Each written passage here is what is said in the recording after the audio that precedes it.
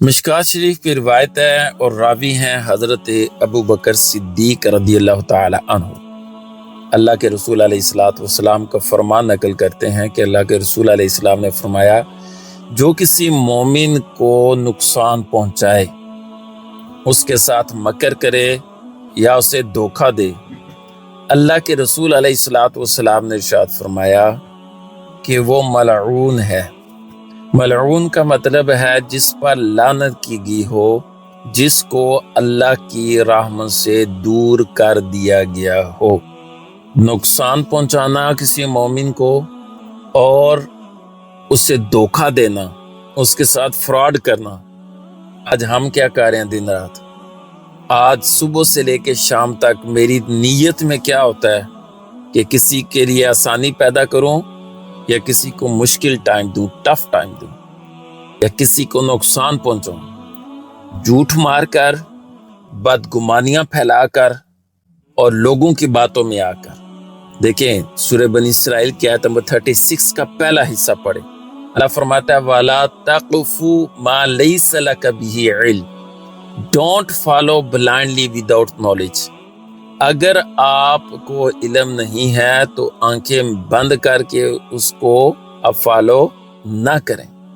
کیا کر رہے ہیں؟ بس بات سنی، تھوڑی سی سنی، بڑھا چڑھا کے اپنی طرف سے بیان کی، کسی کے عزت کے ساتھ کھیلے اور کسی کو نقصان پہنچایا اور گھر میں کیا خوش ہو جاتے ہیں کہ میں نے بڑا کام کیا ہے؟ نہیں۔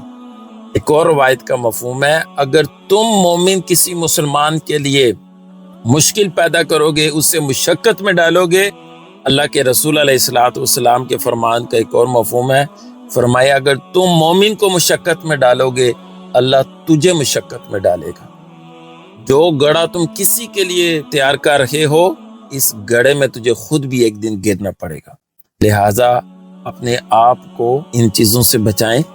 مسلمانوں کو دھوکہ دینا، نبی علیہ السلام نے کیا فرمایا؟ خیر الناس میں ینفع الناس، جو انسانوں میں بہترین وہ ہے جو دوسرے لوگوں کو نفع پہنچاتا ہے۔ تو اللہ کے رسول علیہ السلام کی تعلیمات پہ عمل کرنا یہ اصل شیب ہے۔ صرف بات سنی اور بات آگے کر دی اور پھر رات دن اسی بات میں شروع ہو گیا، بس میں نے فلاں کو نقصان پہنچانا ہے، فلاں کے بارے میں بدگمانیاں پیدا کرنی ہے۔ یاد رکھیں ایسا کرنے والا ایک تو بے سکونہ رہتا ہے، کبھی اللہ اسے سکون کی نعمت نہیں دیتا۔ اب جو وہ لوگوں کے ساتھ کر رہا ہے نا، اللہ تعالیٰ ایک وقت لے کے آتا ہے وہی چیزیں اسی کے ساتھ ہوتی ہیں۔ تو اپنی زندگیوں میں دو چیزیں ایڈ کر لیں پکی پکی، کہ جو بھی کام کریں وہ اللہ کی رضا کے لیے کریں، لوگوں کے لیے نہ کریں۔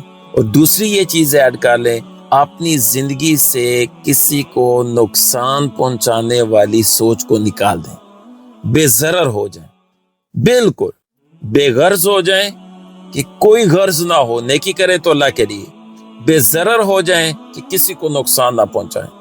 دیکھیے گا اللہ کریم آپ کے لیے کتنی آسانیاں پیدا کریں۔ پوزیٹیو تھنک کریں اور پوزیٹیو کام کریں، اس کی برکت انشاءاللہ آپ کو نظر آئے گی۔ اللہ کریم عمل کی توفیق عطا فرمائے۔ السلام علیکم ورحمۃ اللہ وبرکاتہ۔